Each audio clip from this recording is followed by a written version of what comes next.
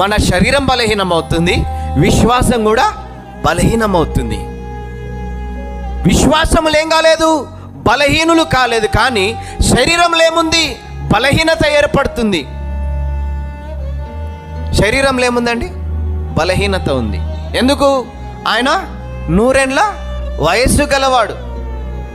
100 ఏండ్ల వయస్సు అంటే శరీరం ఏమైపోయింది, మొత్తం కూడా బలహీనమైపోయింది.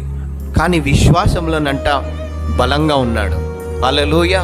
ఈరోజు మన శరీరం బలహీనమైపోతుందేమో, మనకు శరీరం సహకరించకపోవచ్చు, కానీ విశ్వాసంలో ఎదిగే వ్యక్తి వాగ్దానం పొందుకుంటాడు. విశ్వాసంలో ఎదిగే వ్యక్తి దేవుని యొక్క ఆశీర్వాదాన్ని పొందుకుంటాడు. హల్లెలూయా. శరీరం బలహీనమైనా పర్వాలేదు, కానీ విశ్వాసముతో ఏ వ్యక్తి అయితే ఎదుగుతాడో తాను పొందుకొనవలసిన ఆశీర్వాదాన్ని తప్పకుండా